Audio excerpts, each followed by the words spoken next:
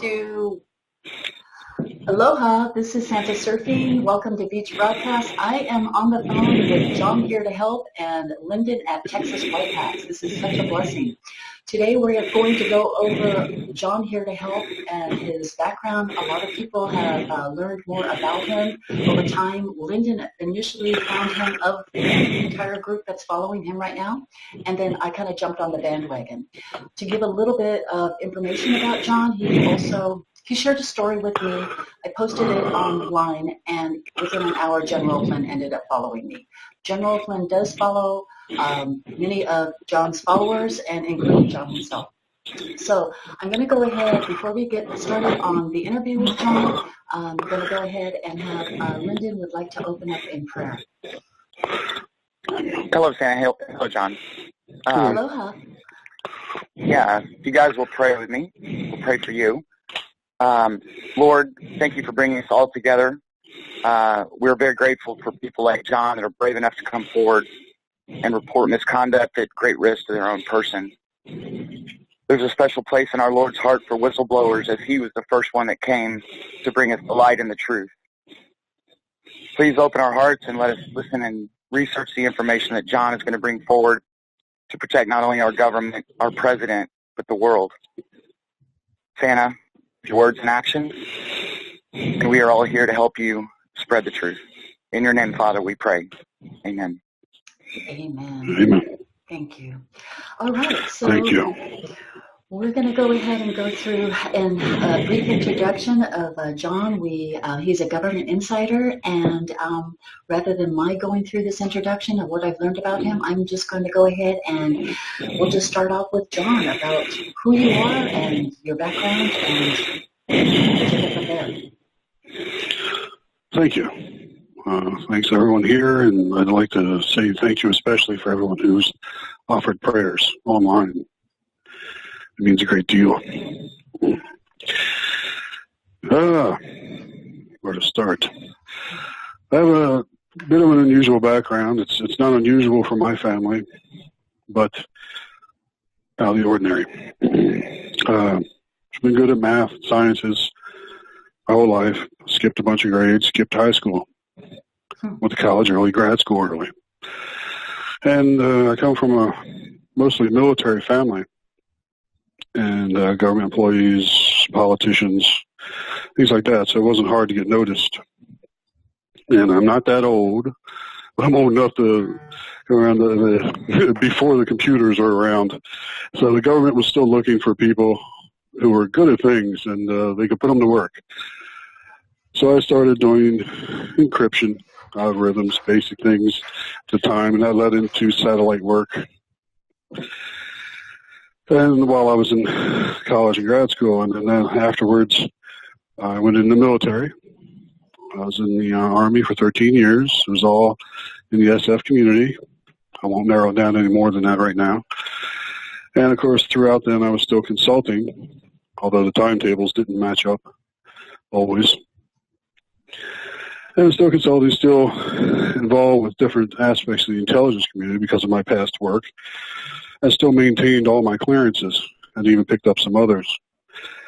That led into, after the military, the civilian side of the intelligence.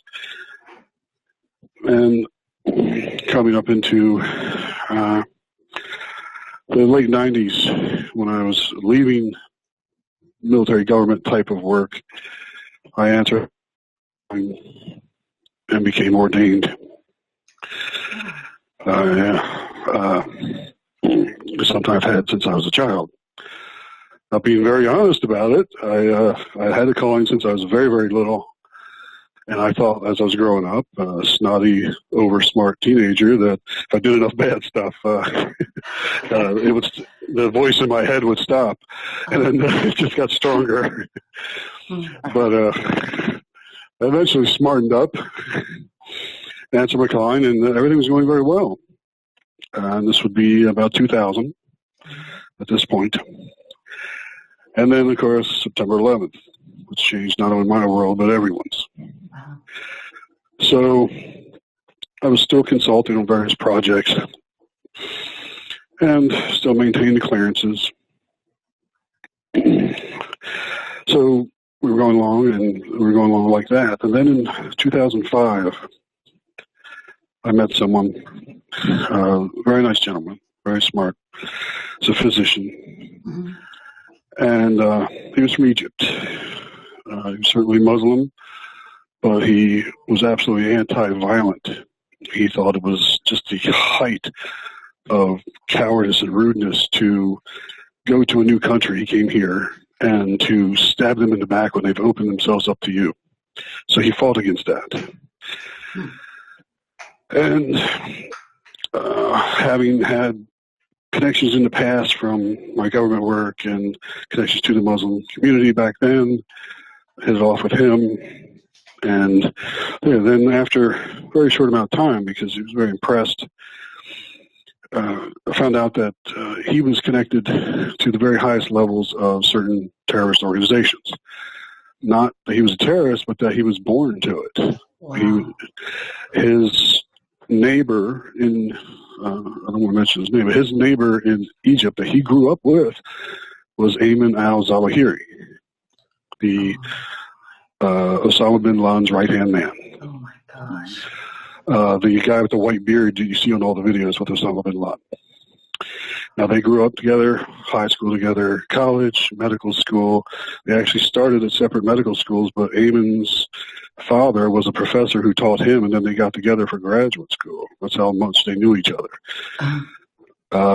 He was a member by birth of the Muslim Brotherhood. He was his family. He was a founding member, or not founding member, excuse me, but right at the very beginning of Agama el-Islamiyya, which is a terrorist organization now, but at the time it was a radical student organization. That's how far back he goes. And he joined it in college, and they actually, some of the sects did some violence, and it cost him his surgical career. He had to leave school. At the same time, him and Ayman had left. He came here, and Ayman al-Zawahiri went overseas to get away from it. But like I say, he was a physician, but it did cost him that. He abhors the violence. I don't discuss children at all, but he would not even raise his children in that faith because he abhorred it so much. Anyway, because I knew him and because of my previous background and connections in the community, I was accepted by him and many of his friends who turned out to be at the very highest levels of the terrorist organizations throughout the world. I have personally spoken more than once with Ayman Zawahiri. This is prior to 2016, and those are documented. The FBI has them. So nothing, behind the scenes there. I've also spoken to Hamza bin Laden, who was Osama bin Laden's eldest surviving son, and he was recently killed, and he was actually going to be the new head of the resurgent al-Qaeda. So anyway, this gentleman had, al-Qaeda's making a comeback. As soon as ISIS is gone, they tend to establish themselves again. Wow. Anyway, so he was at the very top by birth of these people, and there's a huge network in this country alone, overseas certainly, but in this country as well, of people who are varying degrees of violent, but they support it. Some of them are very public people that you know, and it's all very behind the scenes. There are certain mosques that are extremely violent, funnel money into them. There are thousands of people who generate income for them this way and supply it directly through these different groups, through various fronts. Right. So with his information, because he did not like the violent stuff, I started supplying information that I learned from this relationship to my local law enforcement at the time. And then after that, I supplied, they would disseminate it to the various federal agencies because a lot of it was going across state lines with weapons, explosives, things like that, cigarettes. Then starting around 2007, I started delivering the information directly to the DOJ in Baltimore. Okay. In 2008, I started dealing directly with Rod Rosenstein in Baltimore. Okay. Now, from approximately 2006 until this time, my information was getting to John Brennan. This is prior to the CIA director course, and right before Homeland Security director. Okay. So he was getting it, but not directly at that time. Okay. So they liked the information. They did not have anyone with that level at the very top, and it was dangerous. They made that very clear, and they made clear I didn't have to, but they were extremely grateful for it. And at the time, of course, right after September 11th, I felt it was my duty. I had worked in defense my entire life, and if this is what came to me, then I was going to protect the country this way. So I did this, and like I said, developed relationships with these various people, the deep state, and everything was going fine. I testified most often secretly, or by deposition, by remote video in different terrorist cases, and those people are in prison. We stopped quite a bit of stuff. There are dozens of those cases. There's more than once where my wife and I have had to go into protection because our death threats, there still are. And she didn't like this, but this was our duty. I mean, this saved lives. It did. So we were going along like this until 2009. Oh my God. That's when things changed. Okay. Things changed. And what changed was Obama was elected. The entire focus left the Muslim terrorist, and went to white terrorism. You couldn't say anything bad about the Muslims anymore. Now, as I know for a fact, there are some very good Muslims out there. There are very good people who happen to be Muslim, like my doctor friend. His brother is my current contact and extremely violent. I don't want to say anything more about that, but he is very proud to be at the top of that violent stuff. But there are every day. Well, I have right now on my phone, my wife and I went out to get something to eat. It was one of the days I thought I could eat. There was a homeless couple, a white couple, and they were obviously on drugs, sores all over them. There was a guy who was buying them lunch. He was Muslim. He was standing there, and we talked a bit, and you couldn't even tell by looking at him, but then he got their food, gave it to them, and he got his food and walked over, and his wife was over there. She's wearing the burqa, and there's his father. His father was Iranian in a wheelchair. I spoke with him a little bit. He was telling me about this, what it was like before this horrible, religious whatever. So, really nice couple. So there are a lot of people like that. I don't want to say they're all terrorists. They're not. I have contacts, I'm not going to elaborate, within Iran who are fighting within the system. That's all I'm going to say. Wow. Because they don't like the government there. So, everything changed in 2009. Here's where it's going to get bad. Because the focus was changed, the focus was changed to what they were terming white terrorism or sovereign citizen terrorism, and there was quite a bit. A lot of it was legitimate. I worked on those cases as well because they would cross over, especially with weapons and things. But a case came up where they were funding stuff with drugs, weapons, things like that. This was a big one.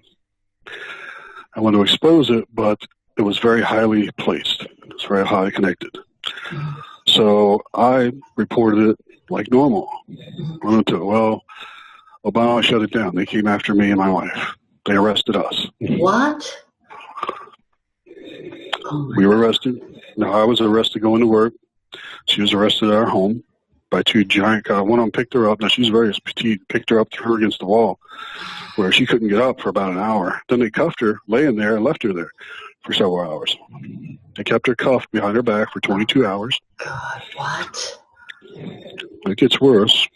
Sorry. I'm not doing this for sympathy. I want people to understand the level the deep state will go to. Keep things quiet. I was exposing their operation, the one that they wanted. So, arrested us, phoning up the charges.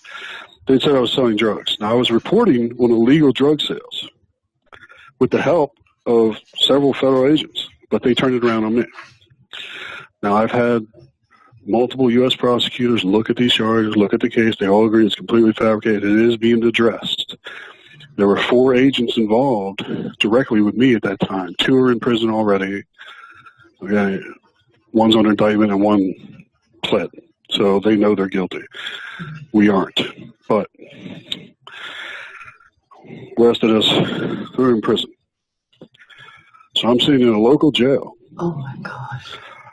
And waiting, because I'm in there, I'm half laughing to myself. It's like, where do you find out who I work for, you idiot? You know? And I call, and the people that I'd worked with for years, saving lives in court cases on the record, not only didn't help me, but helped Obama. Rod Rosenstein screwed me over and helped them. Oh my they gosh. tried to bury me. Oh So they put me in. It gets worse. Wouldn't help. This is one reason I don't like him. Wouldn't back me up a bit. Went with them. But, you know, he got his promotion out of it, didn't he? He was the only U.S. attorney under Obama that kept his job. And he was supposedly a Republican. Wow. So, anyhow. But he's also dirty in other ways. We'll get to it. Okay. So, I'm in there. This is a county jail. The attorneys are in on it, and one of them's facing disbarment because of it. But at the time, this is 2009. Okay. They put me in there. I'm locked away, no food. I was not being fed. I had about 600 calories a week. I was getting regular interrogations, I mean beating. When they in the jail. Now this is all documented. I have affidavits from the warden and the sheriff. Wow. So they would come up, these feds would come up, they wanted to know what I knew, how exposed they were, and any evidence I collected, because they knew that I documented everything. Oh. They threatened my wife. They told me that if I don't give them stuff, they're going to lock her up for a year, and they're going to have her raped, have her killed. They did this over and over again. They beat me. Now, when the feds showed up, they would take me out to a private area and leave me with them. When I got out of that little 4-hour session, I was in such bad shape. The guard, the CO, did not want to sign for me back in his custody. He complained to the warden.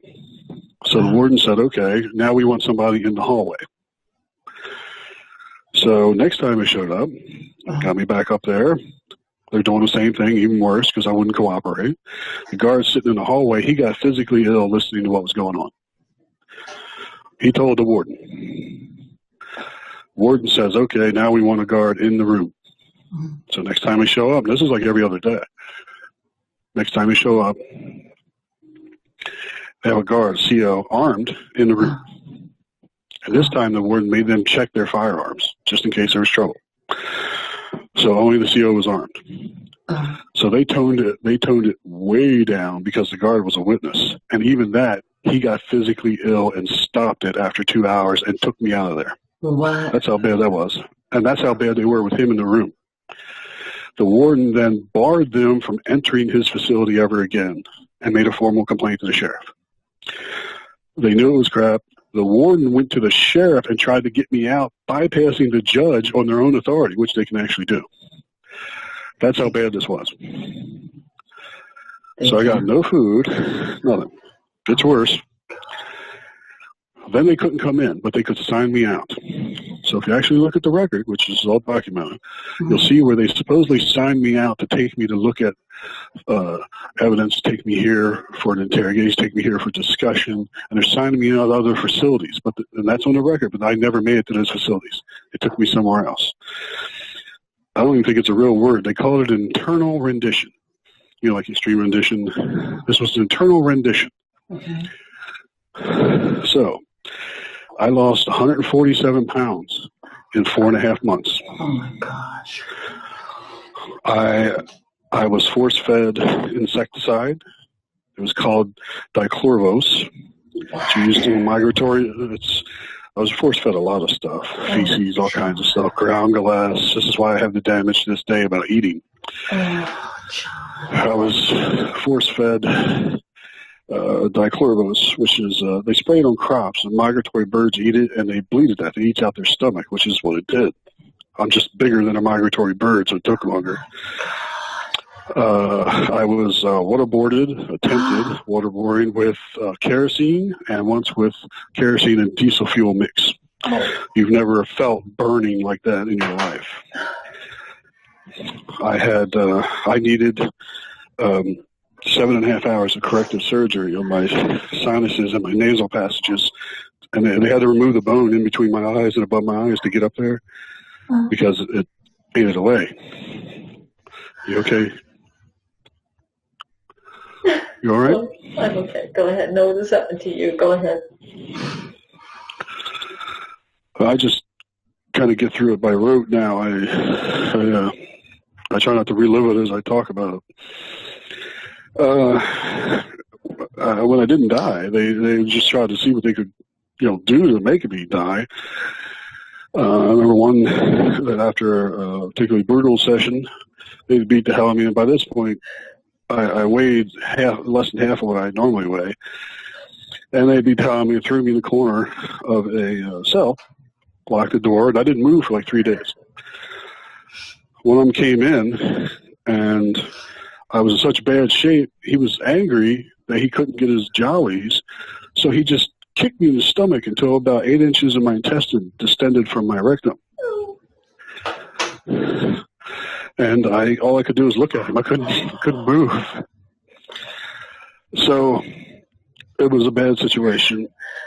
And I remember to this day having to recall whatever training I had to put that back inside me without twisting it and everything. Anyway, this is how bad it was. Now these other people, so after this, got out, and I've been under like a constant surveillance since then. And I've had to maintain my contacts with them under threat of death, and death to me, death to my wife, death to my family. He said, just in case you're ever thinking of getting divorced, they show me pictures of my brother, and we know he has children. Wow. This is how they are. So I had to continue to work for them, which I did. Oh, my gosh. And this was their manipulation. This is under Obama. This is why I've met every president since Carter. I met Carter after he left office. He was doing Habitat for Humanity. And it was Obama who refused to meet me. You wonder why? Yeah. Believe me, I'd like to meet him. So I was forced to work with them. They had something that they could use, and they are experts at using people. They had my brain and my clearances and my background, and there was no culpability for them. They was not part of this agency or that one, so there was deniability. They loved it. So I was tasked with various things. I mean, on top of having to maintain these terrorist ties, they wanted increasingly more and more detailed and more, deeper information that was dangerous to get. It was putting me in jeopardy, putting my wife in jeopardy. We took precautions. There were lots of precautions, but people knew this, and they just wanted more and more and more, and they didn't care. Mm-hmm. And on top of that, they wanted me to help with their computer system. They wanted me to help with setting this up, the architecture for this, the architecture for that. Uh-huh. Well, all the time I have to feed them this information. And, you're completely controlled, and then you would have them tasking you with different things because I was a think tank kind of guy. I've been, like I said, I consult, I do think tank type stuff, so they had someone that they could bring their dumbest illegal problems to, and you could figure out a valid way to do it. Of course, if you don't, we'll have your wife raped and killed. So I was doing that. I had no choice. I didn't like it. I was there to use, and they did. And it grew, especially out of Star because it changed, though, because they did not want the valid information from inside these terrorist organizations to stop what was going on. They wanted more and more information to find out what their exposure was, if their illegal operations had been compromised, and to cover their butt. God. So they turned it around from something positive to they were using it to cover their ass. And that's why they wanted more and more and more. And Jeez. as working through the Baltimore office, I would answer directly Rod Rosenstein. They kept me pretty close because of my background. I wasn't a normal agent. And didn't want me talking to too many people. There was a group down there, and they were made up of federal agents and DOJ people.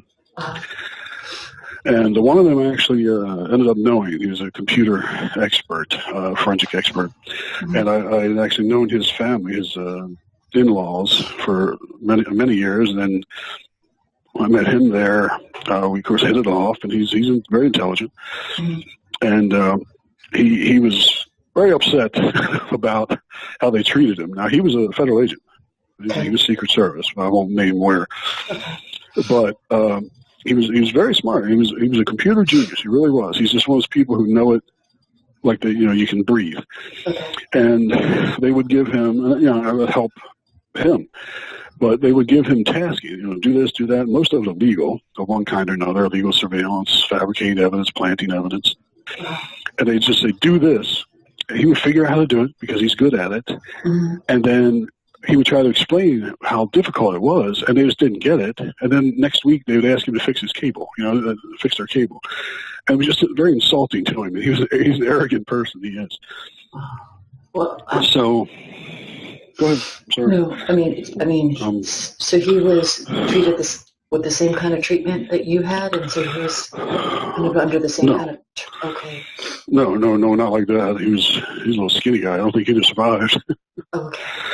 So, no, he's a Secret Service agent. Okay. So he was their top forensic guy. Anyway, so this started. I'm giving them information on these different operations, operations that turned out to be started by the FBI in many instances as false flags. Okay. And this information, these actions, these plans, the equipment, things like this would come back, and they would circle through these different organizations I dealt with.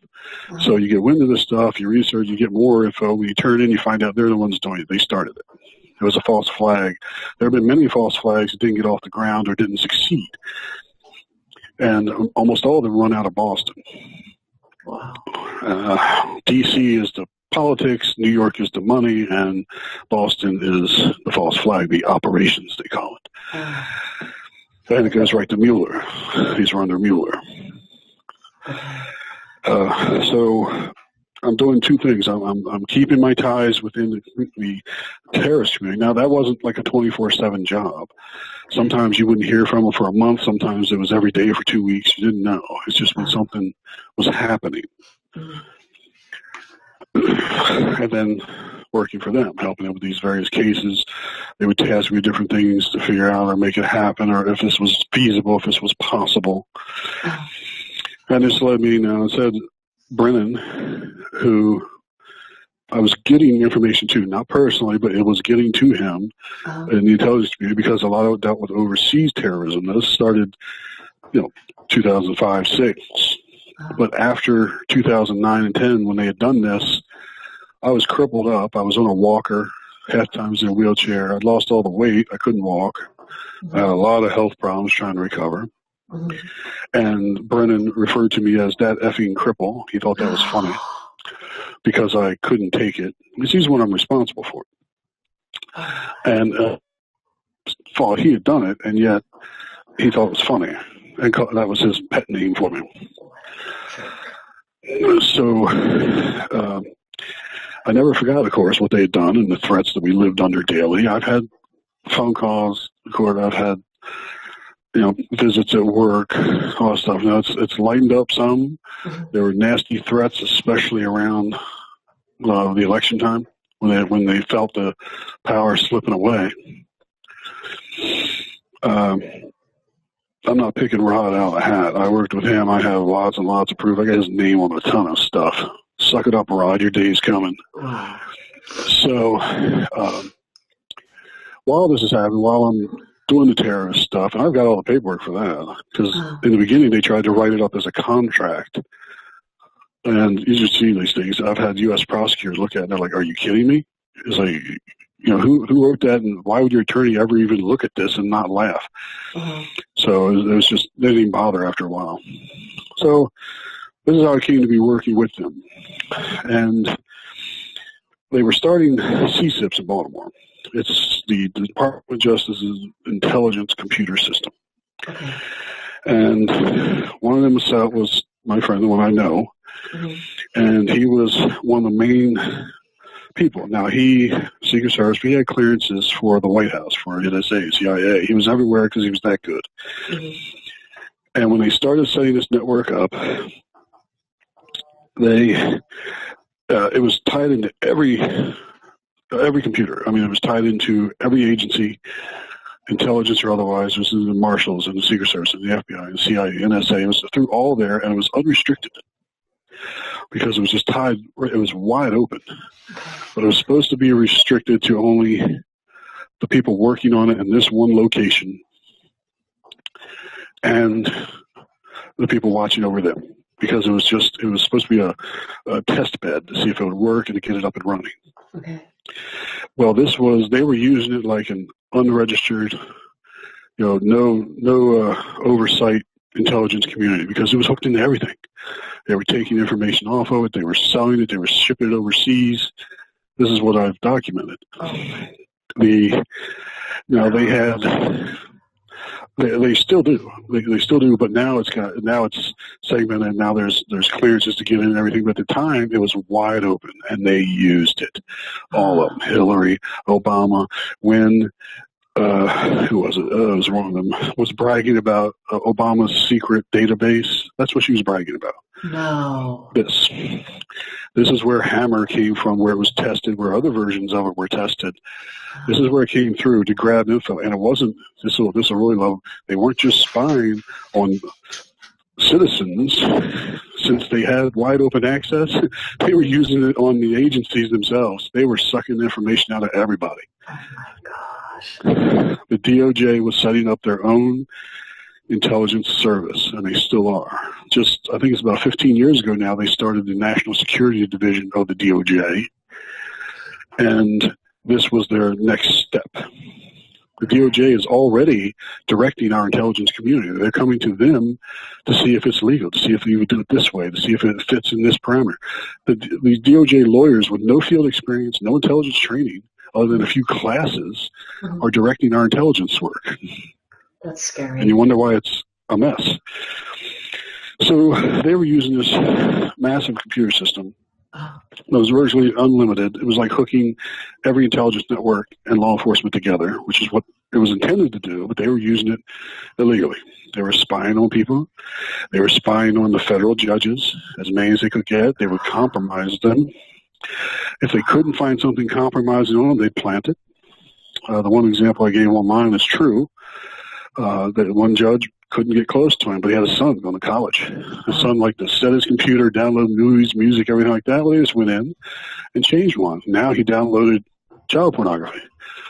Didn't know that. That's not what he wanted, but it was child pornography. Well, Your Honor, we can keep it quiet, okay?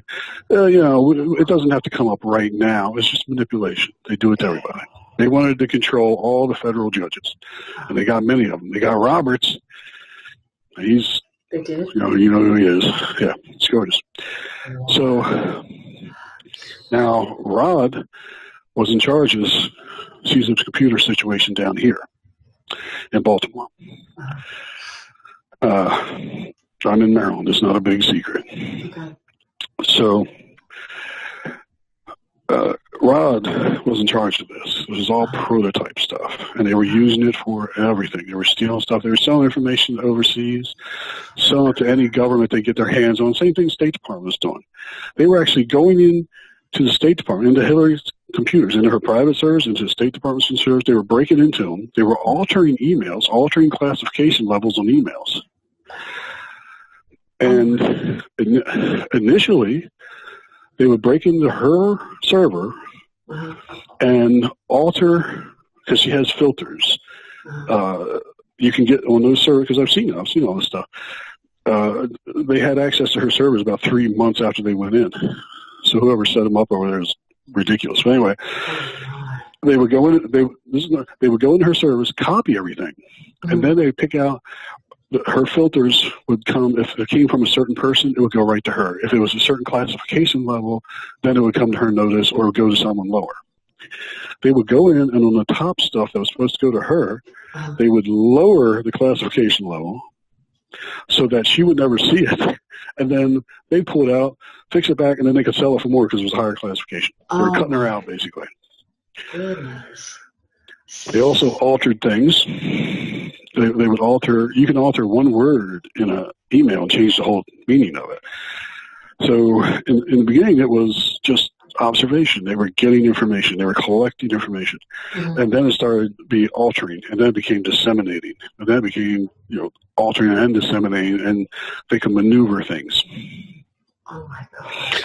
So they could alter it and make a lot of money. And now this money was coming back, and it was being laundered through myriad ways, but a lot of it was going through e-currencies, bitcoins and things.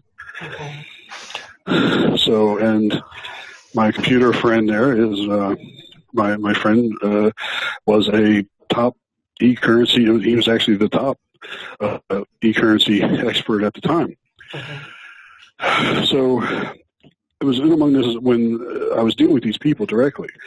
And I mean, there's Rod, there's Brennan, there's our longest term relationships with the other people who come around. And it was, the hackers, there was Mueller for a long time, there was Comey, but there was, the hackers in the White House. They were coming through our systems. This is why I know who they are. And when the information was obtained, now there was some stuff that was so sensitive that my friend it was supposed to be totally off the record. We would go out. I went with him many times. He would go to a pawn shop, buy a $50 laptop, cash, no record. And he'd call it war driving. And we'd drive around like a apartment complex, and we'd find an open Wi-Fi. And depending on what he was doing, he usually wanted a higher, a good connection. And he would take a $50 used laptop and wipe it, and then he would load $300,000 worth of government software onto it so he could do this. But then he would go in and do illegal surveillance on people, on elected officials, well-known people, judges, things like this. And it was recorded or planted. There were many times that it was planted. And he actually developed something he called Swiss cheese. People are familiar with layers. Like if you take a picture, you can separate into layers. Well, he could separate into layers and not alter the layer, but he could alter specific pieces within the layer. So when you put them back together, you couldn't tell. Now remember, he's a forensic expert. He knows what they look for. He's one of the top forensic experts. He had been in trouble more than once for planting evidence on someone's computer so they could seize large bank accounts. If you had a business or something, they wanted that money. As an example, this is a case I have it all documented where I was a business owner, construction company, and he was in some tax stuff, whatever. Nothing violent, nothing weird. It was tax. I mean, he wasn't paying his taxes. Well, he had a lot of money in the banks, and they wanted it. But this guy had enough money and enough fortitude to fight him, and they don't like that when you fight him in court. So they had my friend do a number on him, which they'd done hundreds of times. He got in his computers, planted his Easter egg, which was it was actually multiple small programs that would assemble into child pornography. And then what do you know? When they seized the guy's computer, they found child pornography. Now you're not facing tax evasion. Now you're going to prison for being a pervert where you're going to get raped and killed. So what's he do? He did the same thing that other people have done. He pled to the lesser charge and gave up his bank accounts and was happy to do it so he didn't have to go to prison for that. Now, they've done this many times. It was actually his specialty. Oh, my gosh. So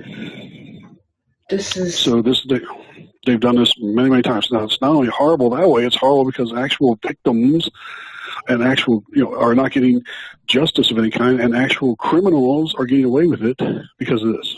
Right. And they don't care. It's a tool for them to use. Innocent or guilty is applied as they see fit and what benefits them the most. So getting into the judges and into the intelligence network, and they were pulling stuff out because they had access. I know people were curious about the key. Okay. Yes. There were 7 keys. It's not a mystical number. It just happened to be 7 people that had them. Okay. And it's a bypass key to get into that computer room where there's no other security. They didn't want any security on the computers. They wanted it wide open. So only the supervisor, Rod, and others could have one of those keys. Okay. The key on the bottom of the teeth is a regular key. The cuts on the back are for a code inside of the lock. So if you can't just stick the key in, you put it in halfway, and then it goes in. So anyway, it reads that, then it'll bypass it and allow. If you just ram it in and do it and turn it like a regular key, you're not going to get any power. It's not going to work. It was a physical security system. Well, when they upgraded to the other room, when they started going into the formal CSIPs and the introduction, these keys, that they kept the little room on the side for business. They never shut that one down. Okay. Well, when they upgraded, these keys were physically and by sight, documented and destroyed. Well, they missed one. The one you have. Is that the one you have? Oh my. Oh, I don't know if I have that or not. I mean, that's a felony to possess that. I just I know it's around. Got it. Okay. So I've heard it's around somewhere. Got it. Anyway, yeah, did I ever tell you my older brother taught me sleight of hand when I was a kid? No. Anyhow, okay. So anyway, you never have. so we had to walk them over. They were coded. Boom, here it is. Verify which one it was. Destroy it. Okay. So, but I think they missed one. Anyway, it was a bypass key to get into this computer room, which was linked into everything. And there are documents that some of these things, there are procedure things, but these pages are actually locked into binders. You can't remove them. And there's alarms on the binders. So you take pictures of those. And that's what's on some of the thumb drives. Documentation for all this. I document whatever I could because remember, I'm their little, whatever kicking post over here. I have to do this, but I'm smart enough to document it. Well, so yeah, and on the screen I have the flash drive, the floppy, the key, and then the fingerprint. Yeah. Okay. Right. Now there are various things. I mean, some of them go back years. There's a lot more than those. I was just taking random pictures. I have an old micro cassette recorder too. The Olympus recorder that I posted, I got a lot of nasty comments. It does not hold 9,000 hours. I don't think they make one that does. I think it may hold like 100 hours or something, but I got that one because it's small, it's digital, and there's a built-in USB drive on it, or a port. But it's good because you can download everything USB and then clear it because you don't want to be caught with a recorder, and you definitely don't want to be caught with one that has information on it. As far as the 9,000 hours, several hundred, probably close to 900 of those are mine, stuff I recorded. Okay. Another 1,000 or so are other recordings that other people have made that I was able to copy. Then 2,000 to 3,000 of it is stuff that we pulled off the computers, illegally wiretapped phone calls from judges and just illegal phone taps that they never should have had, elected officials, things like this. So I was able to copy those. And then the remainder is probably, there's a little stuff scattered through that I thought was important. There's stuff from different cases. There's some false flag stuff. There's a terrorist on there talking. I documented phone calls in there, and the remainder would be court cases that they manipulated with this information that I documented. So there's audio transcripts, audio testimony from the court, it's recorded, things like that. I documented the case before and after, so that's what's on there. Okay. Pardon me. I didn't do the entire 9,000 myself. Okay. But got it. It was one of the few things that I could document safely and get away with. So I did. But you have 9,000 hours of recorded information, whether it came from you or whether it came from cases that you copied, wiretapped conversations. Oh, yeah, and gig after gig after gig. And now in 2015, excuse me, the FBI seized in our apartment again because they got suspicious, thought I was doing something. And everything was going to crap on them. Pardon me. But Trump was coming on as a real contender.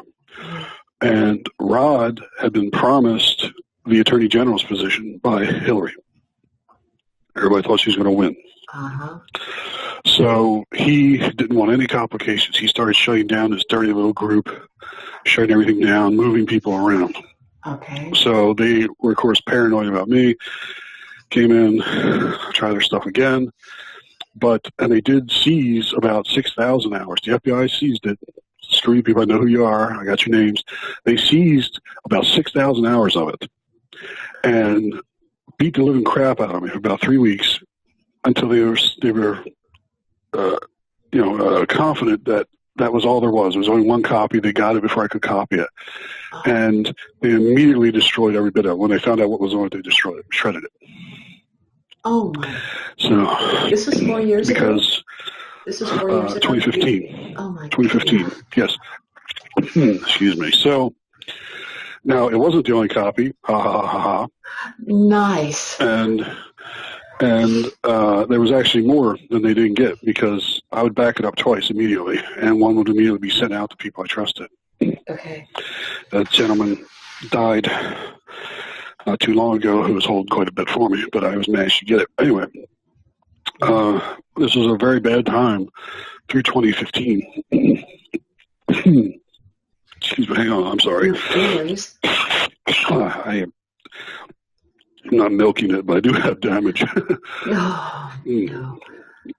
It actually, I have nerve damage in my entire digestive system, but the one that bugs me the most is right in the back of my throat, there's a scar, and it feels like you have popcorn stuck in the back of your throat 24/7. Oh, no, even when, oh my gosh. Yeah. Does liquid soothe it at all? Or? It can. It can.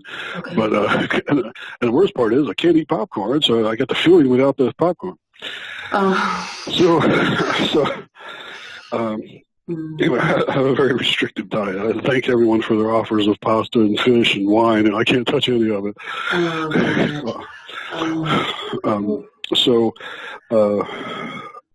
Anyway, this led up to this big explanation of how I met with these people, what they were doing, what I have, and I would not have posted any of that online had it not already been gotten to safe people because of what they've done, and we've learned a very, very hard way not to trust them and what lengths they will go to. Okay. So none of that is a danger now. Those people are out of power now. There's still got lots of them out there. You've got hundreds of them in the FBI that anytime something pops up in the news or they hear anything, they're immediately searching their databases. And if it's something good for Trump, they destroy it. Something bad for them, they destroy it. So there's lots of them out there like that. The FBI should be disbanded. But I'll give you an example of a particular case I worked. Okay. I was actually going through some of the recordings while I was at work, and it was because everybody wanted a sample. I was going to post one of these. The Boston Marathon bombing was a false flag, was engineered, perpetrated, and directed by the FBI. Screw you guys, I can prove it. That's Mueller. Some of the people, of course Mueller, but some of the people involved with him there directly in the FBI and the DOJ are now involved with the Russia stuff.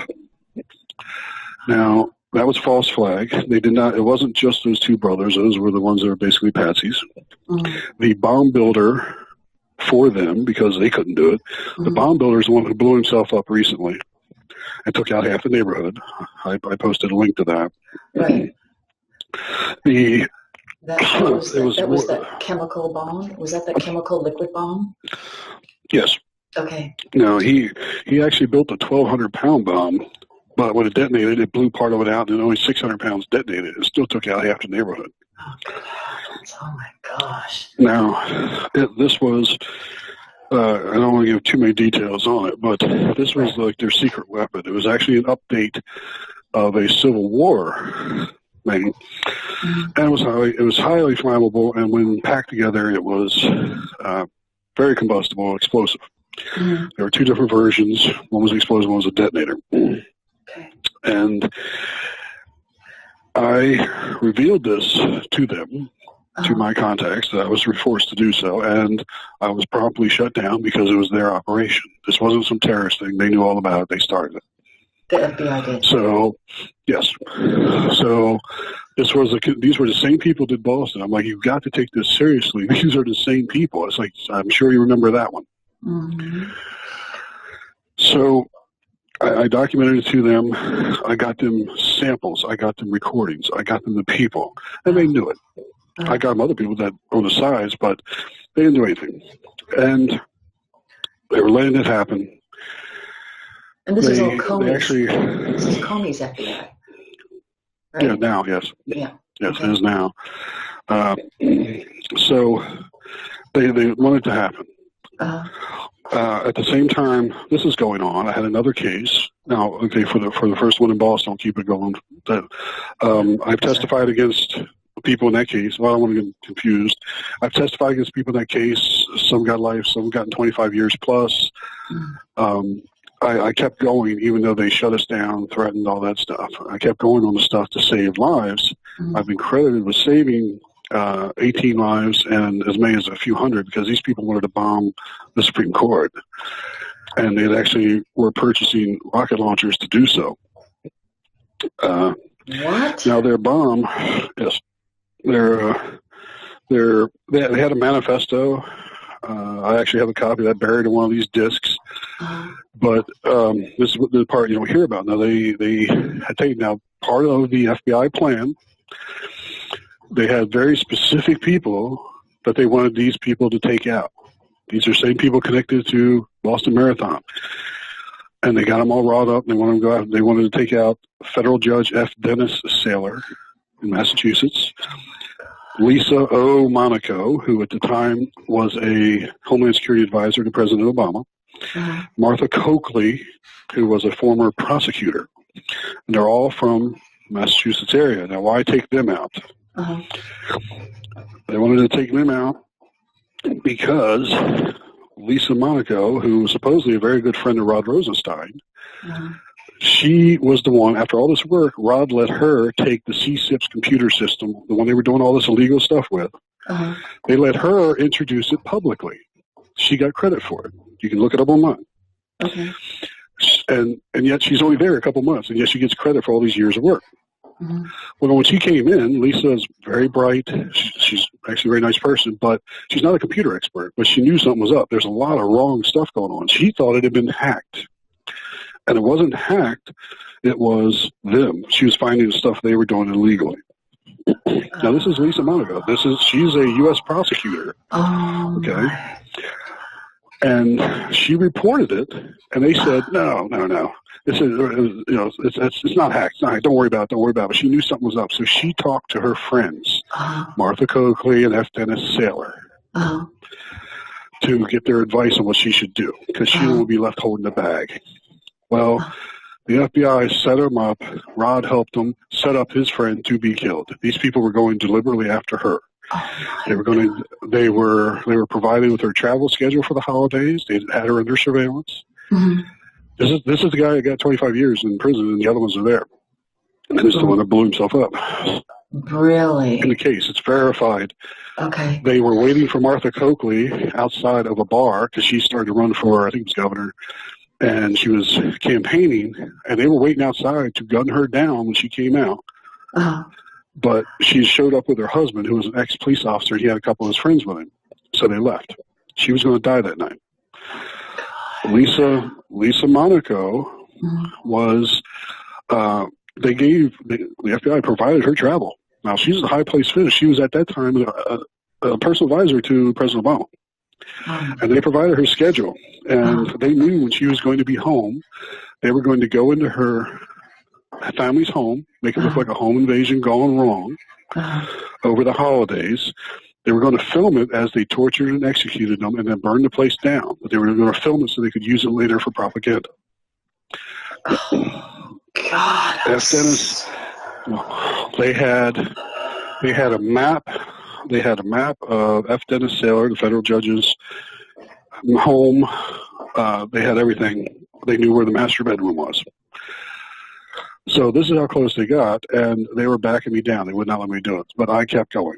And they were just slamming me. Here come the threats again, renewed threats, anything like this. And at this point, it was very bad. Rod's shutting down CSIPs. He's going up to the big level. If Hillary wins, he's attorney general. This kind of stuff. And, I mean, he is very much in Hillary's pocket, Obama's pocket. Like I said, he was the only one who kept the job. So I exposed this stuff. They shut me down. They took everything, locked me down, just completely illegally, but locked me down to keep me quiet. And when I contacted the judge. I contacted the U.S. Marshals up there, and U.S. Marshals got some damn good people. So, and I'm happy to say that because I got a few in my family. But the U.S. Marshals don't play these games. So I was able to get to the judge's chambers and left him a message. Of course, the message like, hey, these people are trying to kill you. Call me. Get your attention. I was able to contact, of course, Lisa Monaco being that high up, she's difficult to contact, but her father is a physician, and I was able to contact him. How smart is that? So that stopped it. Once it was exposed, they couldn't go forward with it. But I documented all this, and like I said, the people are in prison. I went in court and told them flat up what was going on, and it's all been sealed. When you see these court records, it's sealed, national security, sealed. Because I ran my mouth. But I managed to document everything. I got the paperwork. I've got samples of their wonder weapon, the explosive, which I posted one picture of. Yeah. Is that the one with the letters on it? You have something here with a white piece of paper with the letters on it? Yes. Okay. So that's the one I'm going from. So now that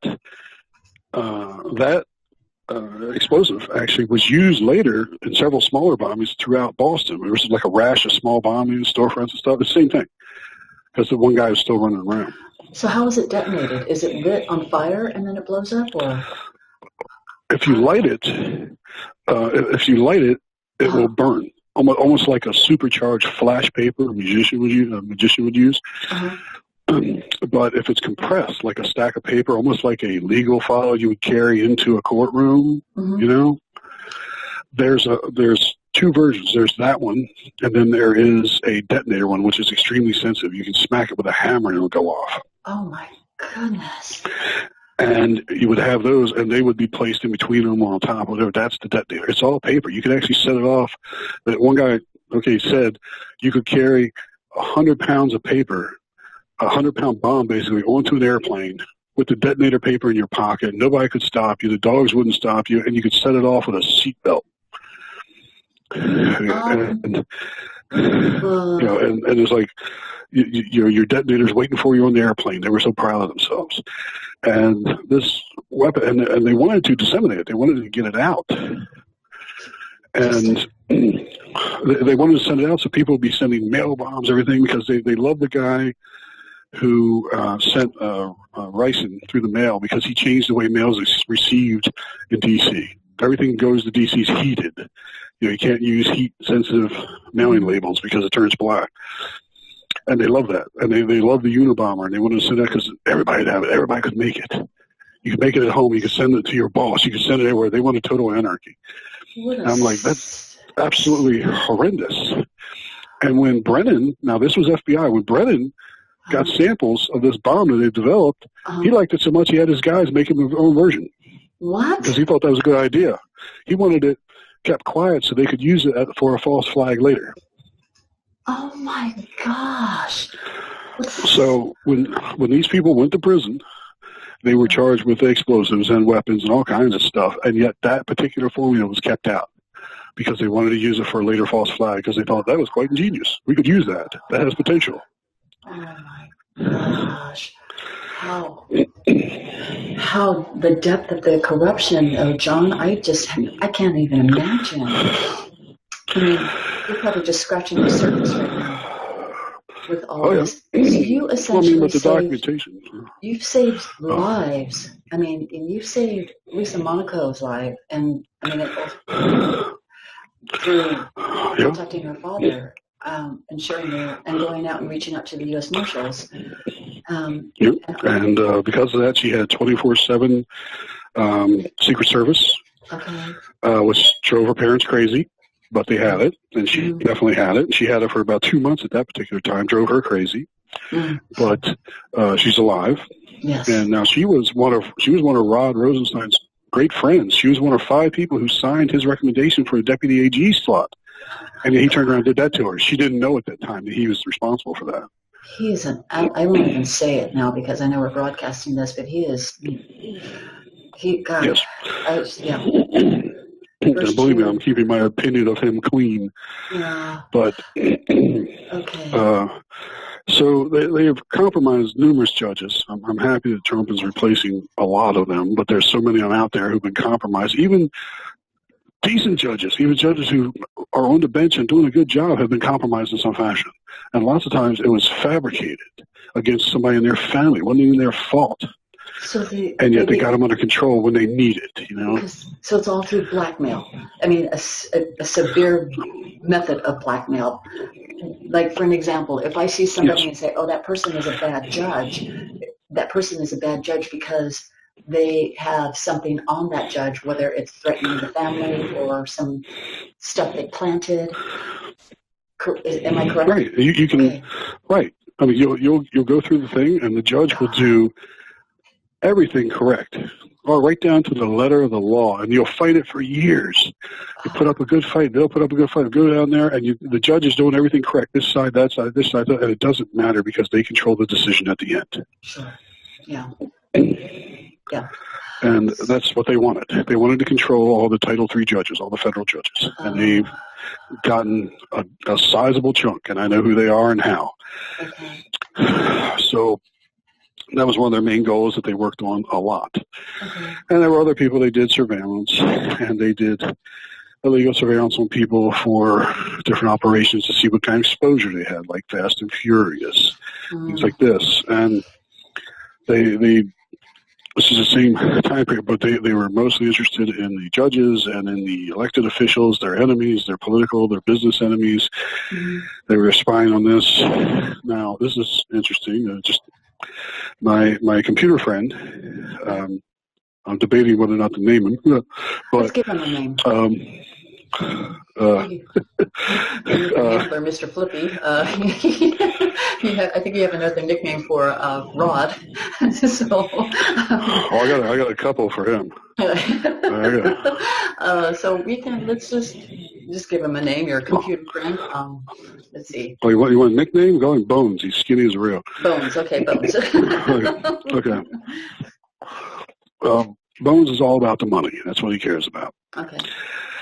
And he was manipulating Bitcoin and making a fortune and laundering their money and things like that. But information that they were stealing from the State Department, from other intelligence computers, okay, with the help of the White House and Brennan and stuff like that, they were selling overseas. They were getting money back. Well, the Russians, and I have all the names of people involved, were offering Rod money because it was coming from him. He was in charge, and they knew that he was going to be promoted. They were offering him money for this information. This is all documented. I got every one of their freaking names. This actually goes back to ghost stories and how that collapsed, and they kept their ties and stuff like that, and their stupid Eurasian gang stuff. Anyway, so they were offering him money, and all this is done online. There's no in-person stuff. And he refused to take it, not because he didn't want it, but because he was getting close to, the election, which would be, Attorney General. He didn't want anything to mess with it. Okay. Well, what he didn't know was Bones was taking the money. Except he was accepting it. and they thought they were paying Rod. Oh my God. And he's accepting it for him and laundering the stuff and keeping it, living high on the hog with his girlfriend. And when Rod found out, he was insane. And So but it was Rod too got late raped at that this time. point. Okay. Yeah. So it was at that point. I mean, he just went bananas. And you think he looked bad on that interview? You just see him when he's off camera. And he went anyway. So was he blackmailed? Was he blackmailed by Russia because they thought they paid him, but they paid Bones instead? Oh, I'm sure. Oh my I'm sure. gosh. I can't say now. I cannot say 100% they did that. Okay. Because that one I can't confirm that one. But Okay. I'm sure they probably tried because they thought they were paying him. But he was. angry. He was. Oh yeah. There's no word for what he was at that particular point. Okay. Because I mean, his wife is dirty as hell too. But they have all their money in the daughter's names and all this stuff anyhow. Because this is the accounts. And hey, Skinny, you're welcome to sue me. Let's see you in court. I'd love discovery on you. Anyway. Right. So. Right. Take me to court.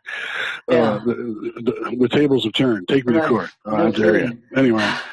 So. Anyway, Rod went after my computer friend because of this. Shut him down hard. Because, I mean, honestly, he was dirty. He was. He doesn't try to hide. He makes no bones about it. Ha ha. No pun intended. But he he does pretty good, like $100 and something a year salary there in Martha's Vineyard. He had multiple cars. He had a massive firearms collection. But it was all Rod's money, though, right? Well, it was a lot of money. It was illegally seized money. It was money coming in from other sales of information, stuff like that. They were funneling it, and they were funneling through there into. It was money that was seized from drug dealers, where 100,000 seized and 50 made it to court, that type of thing. So there was a river of money flowing through and going into Bitcoin, being washed in different sites. And my friend with Bones was so good, he would actually was investing in different e-currencies and bumping it up and keeping it. He was keeping the difference. Oh my gosh. And as these corrupt federal agents now, not just spinning. I mean, there are federal agents in jail right now. They just kept things quiet because of these actions, and it's going to lead up to these people. It's going to lead up to the higher ups. But as they kept getting arrested, Bones was loving it because he's like, "I'm keeping his money."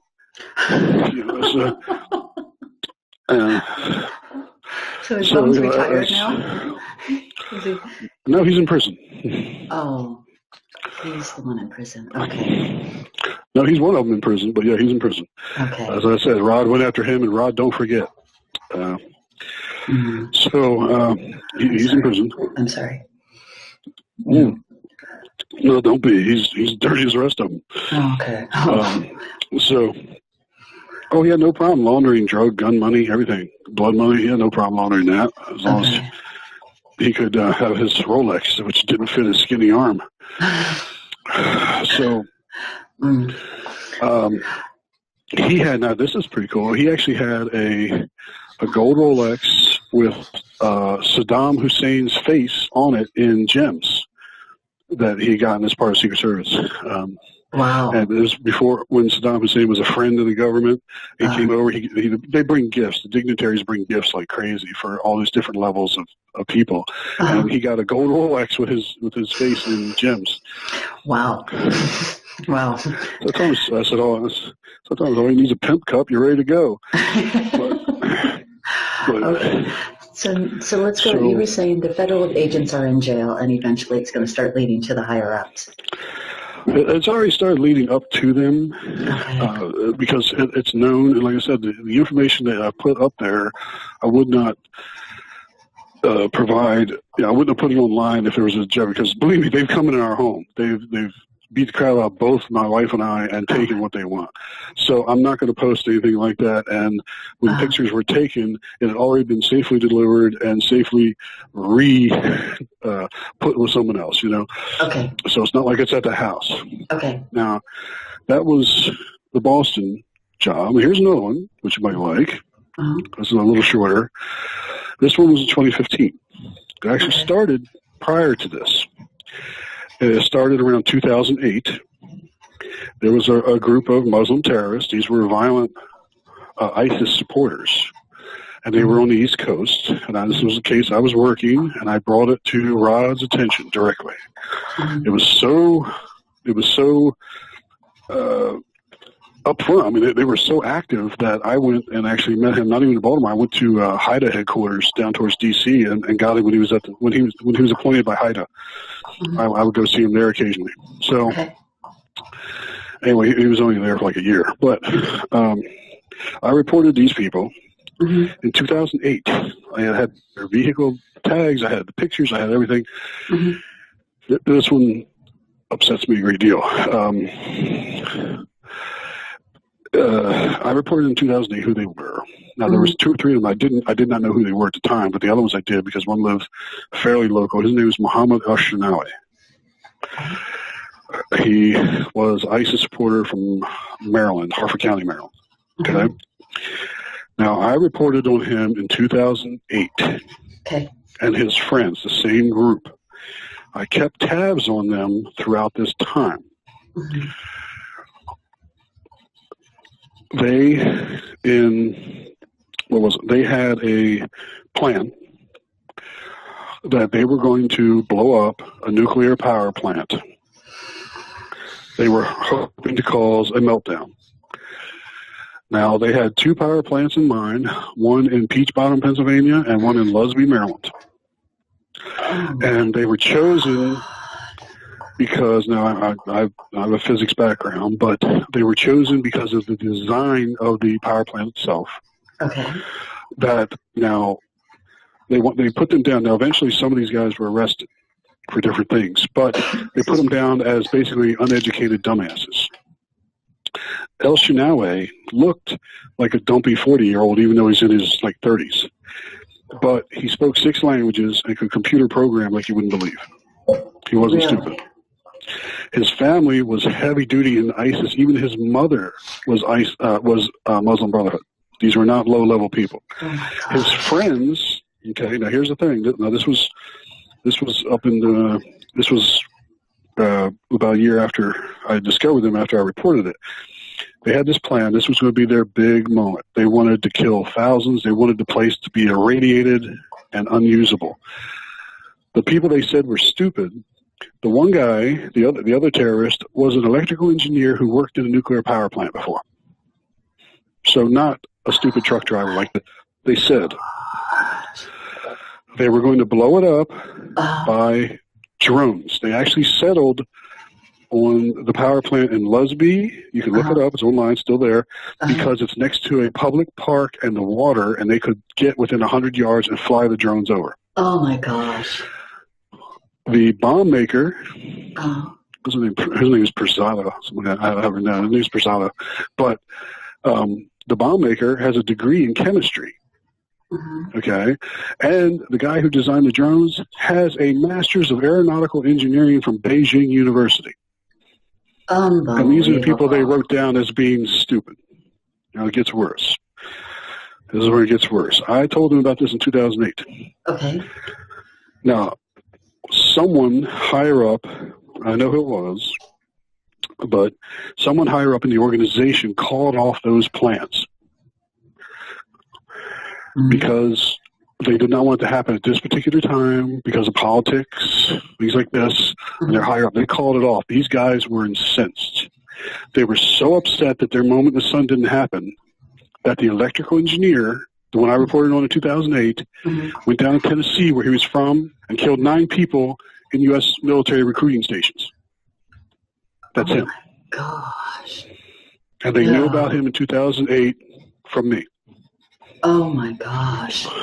Now, his buddy, they actually questioned the bomb maker and let him go because they'd known about him, and they didn't want it to come out. They wanted this kept very quiet because what was happening at this time? Hillary's uranium deal, which part of it was in Maryland, Virginia. And they did not want any news or any media attention about anything nuclear going on. because they didn't want anybody coming across Rostom, uranium-1, anything like this. See? So they kept it very, very quiet. Oh, these are just a lone nut here, lone nut here. This guy's a truck driver. And they weren't. They kept it very quiet. Now, the other one, the bomb maker, is in trouble now. But the aeronautical engineer, the one who designed larger drones, this is where it pisses me off. Excuse me. The larger drones he designed, they were designed to be home-built drones. When he couldn't use them for their plans, he was upset. So he sent them overseas through a guy in England. And if you look at when all the drones started happening overseas, they found drones in Iraq and here in Iran. These were all home-built drones. They're all his design. They're just different sizes of it because it could be scaled up. Okay. So his drones went over there. Now they're more advanced now and stuff, but these were home-built drones that he sent over, his design, that could be easily built, and it would use other parts. But it was his design, and it's cost our troops and our allies lives. People have been killed because of it, and they had this in 2008. And they wanted to keep this quiet because they didn't want anything nuclear coming out. They didn't want any plot against the nuclear plant because that means people would start asking nuclear questions. And it would expose the deals they were making for uranium. So is he still out there? Or is he in jail? El Shinawi, I testified on him in 2015, 2016. He got 25 years. Did he really? For material support of ISIS. My testimony is sealed. You can look up the case, and unless you're a party to the case, you won't get it, but it's on there. So if a properly cleared person will get it, I'm on there. He got 25 years, but this was he was sentenced later, and it was just because, it was a money transfer or something like this. And it wasn't. They kept all the other stuff quiet. And two of these idiots, the bomb maker and the aeronautical engineer, are still out. They're still there. Oh, they're still out. Okay, so now this aeronautical engineer's drones are in different countries now. I mean, funneled through the UK. Right. I mean, it was just computer plans. You could send them. It's a program. You could send it. You just download them, and you could print out, schematics, cut them out, nail it together, and they were crude, but they were effective. And so this is just a couple of instances. There are more, but these are just a couple instances where, I've given them the information for their own benefit, not for the country, not for that, for their own political and monetary benefit. They allowed people to die. And their response, I've heard the responses like, well, soldiers are supposed to die. Give them a bit of silk. He said, was it satin or something like that? He said they like dying for satin or something like that, the ribbons. The fruit salad, that everybody wears. The awards for your service, and they called it, little bits of satin, like you were gay or something. And, they would just, that's how they downgrade everything. But, somebody died, they were like, give them some silk. So, just that's how cavalier they are about this. I mean, look at what they've done to us. Look what they did to me. Right. And the thing... So I'm going to ask you, is Rod a free man, or is he right now scared for his life? Life meaning that he's not going to be behind bars. After how he should be. After how he treated. He should be that. I mean, this is why he's distancing himself from his misses. This is why he has not accepted, the CNN job or any big corporate gig, because he knows what's coming. If he accepted any of those, it'd be breach of contract for not full disclosure. So he knows he can't accept them. That's why he's sitting there nice and quiet, because he knows what's coming. Oh, got it. Okay, so he's got his day. So, and he's hiding right now, right? He's like at a hotel room, staying away from his wife and family. Yeah. Mm-hmm. So that if they come get him, they don't get them and assets and everything like this. And like I said, I have a lot of damage. I'm trying my best in my speech right now, and from what they did. And you know what the worst part was? It wasn't the physical part, because I have faith, I have love, so I knew I'd make it. Oh. But it was every military, every soldier, every airman, whatever. Everybody in the military is wearing uniform knows the feeling. The police, the first responders, everybody wants to go home. And so you can go through any amount of hell overseas. They can walk through any hole in the city because they know they're going to go home. It's like, I can do this because I know my people are safe at home. You know, my family's safe. I'm doing this to keep them safe at home. And what's going through my head while I'm doing this is, I'm home. These guys speak English. I'm home. This is my country. You know, it's like that's what I kept thinking. It's like, you know, this is. It's like if I got out, I could probably walk home from here. It's like it's just that's what struck me. It's like everybody's wearing uniform knows what I'm talking about. It's like, you know, you can do anything for your duty, but you know home is there. You know what home means to you. Yeah. And I was home. Okay. So it's just added an extra layer that I haven't forgotten to this day. So John, this is. Are they after you now? Are you and your wife safe? Nope. I'm asking a couple of questions left and right, but no. There have been threats. I got a visit from some very nasty agents last year, just before summer, at my place of employment. Okay. And they're just nasty. They don't get close to me because they know that's not a good option. Because I'm not 110 pounds anymore. But I got the threats are there. Plus, one of the biggest threats is I was very, very deep into these different terrorist organizations because of my one friend and now his brother. But and of course my past. But the constant threat is, we'll give them your whereabouts. I mean, these people don't care. It's like, we can find you. We'll just let it slip, and they'll show up. We don't even have to do the work anymore. Oh my God! And you want another false flag? The Prophet Muhammad contest in Texas. You know why the FBI was there so quick? Yeah, and I gave them the person who ordered the hit. And they're still there. Instead, they shut it down because it would be bad publicity. We didn't want that. It was just a couple of lone nuts. And that person, so here you go, that person who authorized that one, because they are very highly placed, they actually took over for my friend, the doctor, because he's dead. He passed away. That's why I deal with his brother. But this person took over for him, and that person hates me. That person they just moved to the area. They live now from California. They live 20 minutes from where that shooting took place in Texas. They moved there.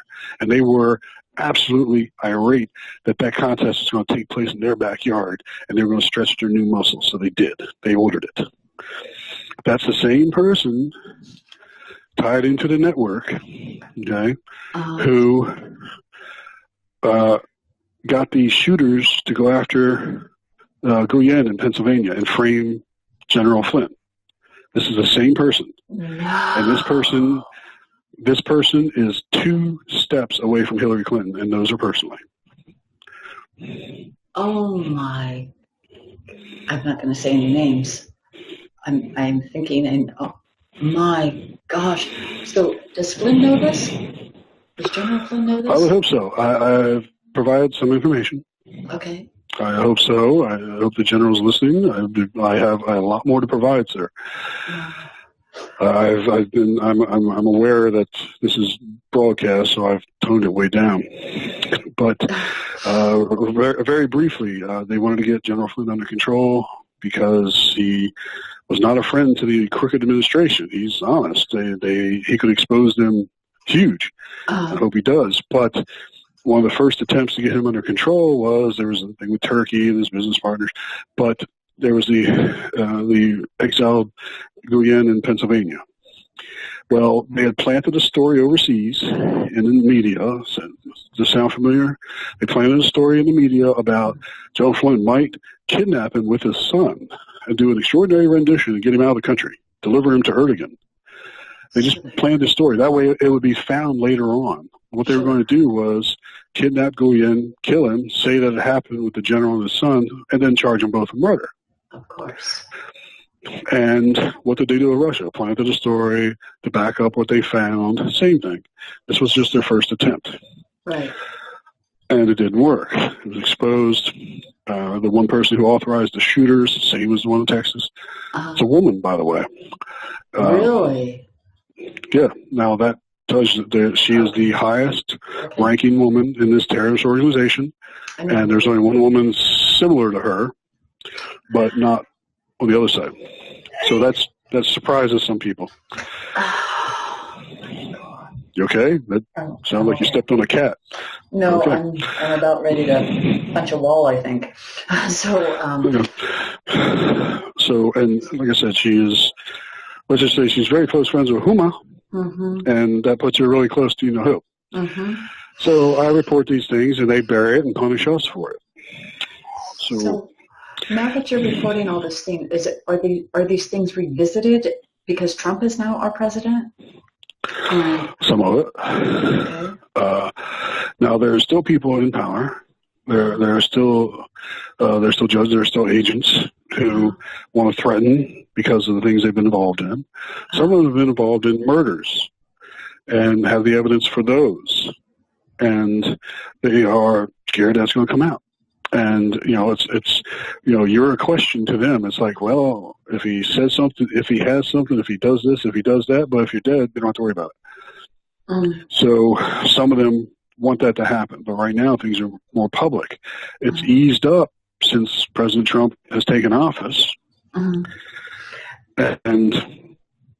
that's a good thing. But I would really like to work with someone official so we'd have some level of protection.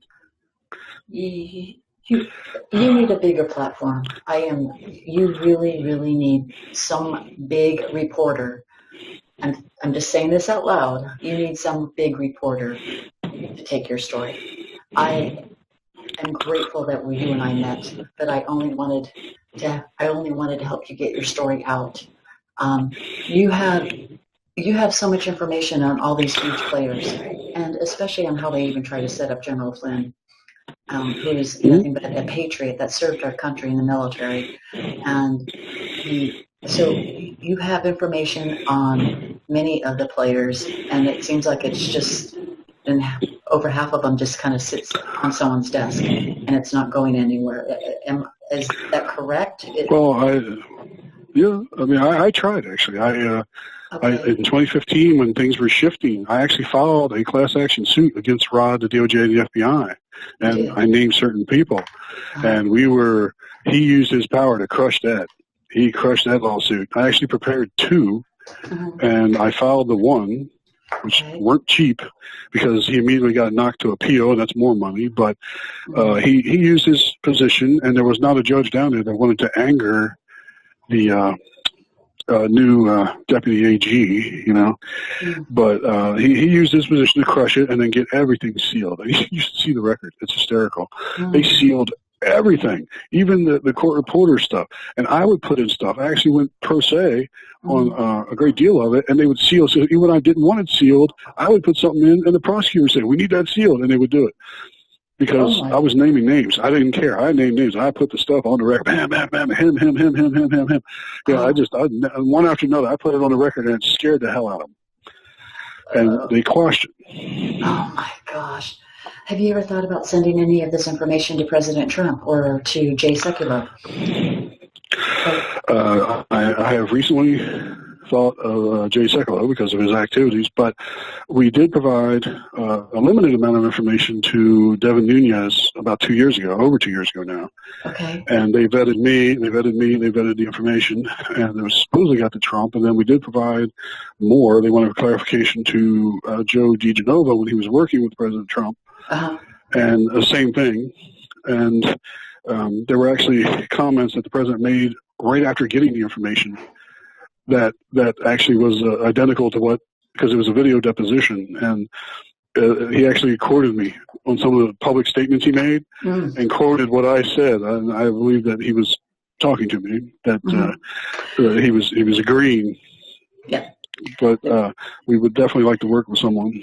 Okay, so this is why you're on Twitter, because many people have asked me privately, why is John doing this? Why is John on Twitter? Why is he sharing all of this? It's because your story isn't getting heard, and it's getting quashed, and So let me just share something with you about Q, because I understand you had mentioned to me you don't really follow Q, or you don't really pay attention to it as much. Was that correct? Or No, I don't follow it. I rely on a couple other people to decipher, but I don't really follow it at all. okay. Even with my physics and math background, it gives me a headache. Well, and there's a lot of anons that'll be listening to this.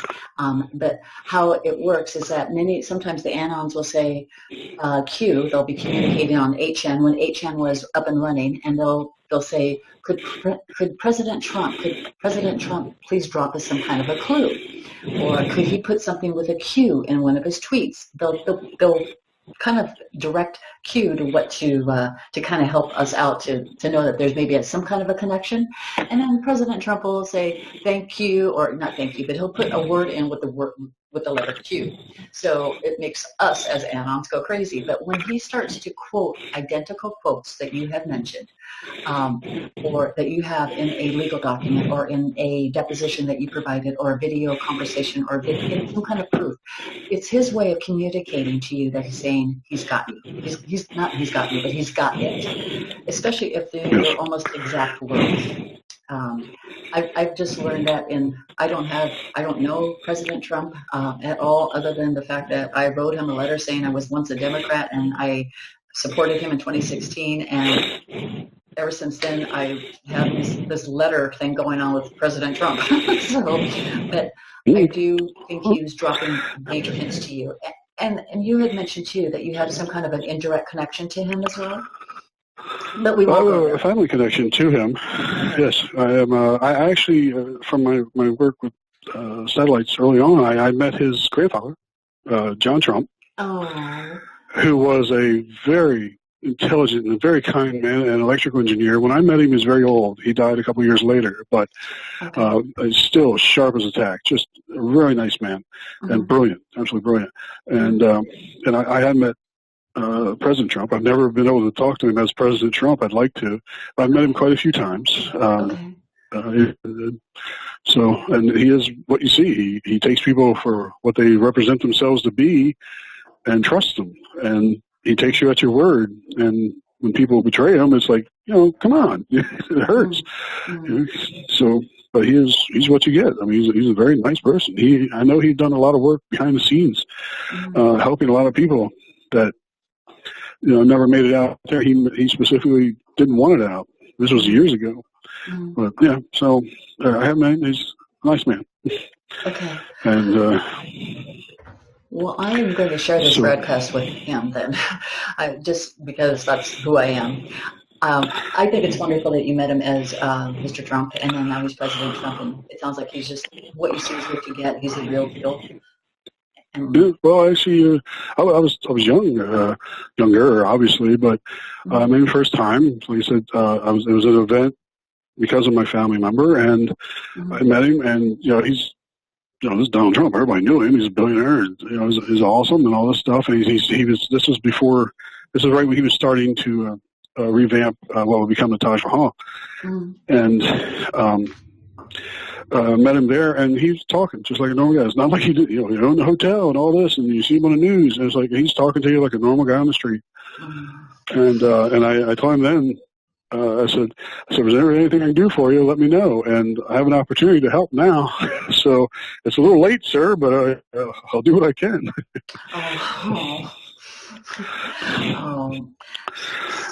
So kind of wrapping things up, I know this has only been an hour and a half, but this has been so overwhelming. What are some of the things that you would like to see happen, and what would you like from this broadcast? My goal for you, John, is that when I first met you, you had 2,000 followers and you couldn't follow more people, and so I just thought he just needs to have 3,000 more people following him. So then I looked at your records before we started this broadcast, and you were at like 390 followers in April, and you're now well over 10,000. So just in the last day, you got over 5,000 followers. So kudos to you. for accomplishing that, because you really made a significant difference in terms of what the news that's out there. Yeah, you had 390 followers. Looking at the screen right now, as of last night, you had 9193. This morning, you had over 10,000. And then I also show here that General Flynn does follow you.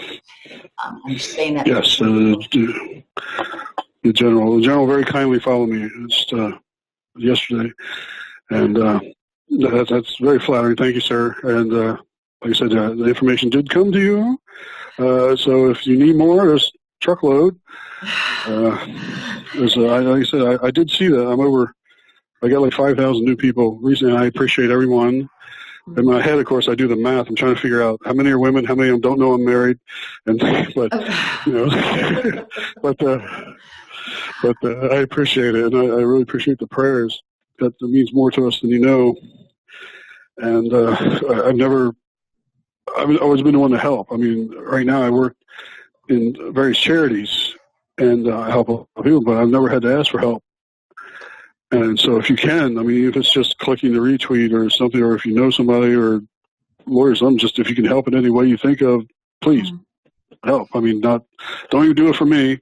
You don't know me. I'm just some guy with a lot of hair, but do it for the country. I mean, the story is horrendous, and I try to laugh through it, and I toned it way down, believe me. But this is the people that Trump is facing every single day. This is the extent that they will go through. So if they're willing to do that to someone who fought for the country, who served, who actually defended the country before he was even old enough to serve, developing, defense weapons and things, and they just don't care. What do you think he's up against? And General Flynn is fighting this too. These people have no bounds. There's no low they won't sink to. So if you can think of some way to help, even if it's just click, do it, please. Okay. And Lyndon, is there anything that you would like to share, Lyndon? John, we really appreciate you bringing this information forward. I know this is difficult, and I want everybody to stop and think about what you've said today. This was a coup attempt against our president and our republic. And General Flynn, and they've suffered so much. I stayed up all night last night praying for you and Trump and Flynn. I can't imagine the suffering that you've been through with your family, physically, mentally, spiritually. And I just want you to know there's a world of patriots in every country that's going to hear this. And if we all collectively pray and step up at this moment of history, we can all change. We can all change this together. And I just want you guys to know that every battle in history had that moment where they just needed a few more soldiers. So this is not the time to sit by. They've hurt John. They've hurt our president. They've hurt our republic. They've hurt the rule of law. And we're having to resort to go to a public utility on Twitter because John's exhausted every avenue of reporting misconduct and outcry, treason, and this is how we got in this mess.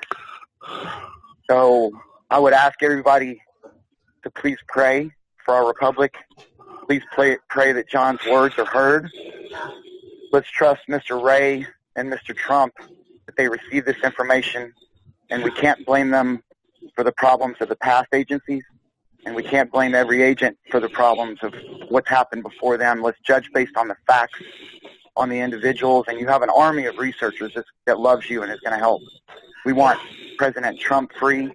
We want his name cleared. We want General Flynn freed, and we want his name cleared, and we want justice. So thank you, and God bless you. And please tell your wife we're so sorry you guys have been through this. Yeah. I cried all night. I can't imagine. Thank you. I mean, we have each other. It's about all we got left. But we will certainly make good things are coming. I promise. I mean, everything will get better. Yeah. It's going to take a lot of dirty work to get there. Right. Well, can I pray for you before we go, John? Yes, absolutely. Yes. Certainly. I just asked the world to pray with me. Yes. Father, we come to you today. And thank you for patriot whistleblowers like General Flynn, Donald Trump, and John. We don't know the suffering that they've been through to bring this truth forward, and we ask that you heal them and protect them. Guide them as they lead us into a new world where this doesn't happen anymore. Let's all unite together and not allow this to be a place where this kind of oppression and treason can occur. It affects everybody. Lord, hear us. Stand with John. Stand with Santa. Stand with Trump and Flynn. And hear our prayers. Let justice be served. In your name, Father. Thank you, Amen. Lyndon. Thank you. John, thank you so much. I'm sorry, John. Me too. It wasn't you. It wasn't the way the country's supposed to be. No, you and your wife and your family have suffered enough. And all I ask for anybody who's listening to this broadcast, please tell the world John's story. Please share this with whoever and you can. It's not a political issue. This is actually an issue of good and evil and the rule of law. And that's all I ask. I thank you so much, John, for this time that you spent with us. And I really thank you so much, Lyndon, for your constant prayers and your faith and for rallying all of this truth. Because you know, John, you have your own digital soldiers marching by your side now.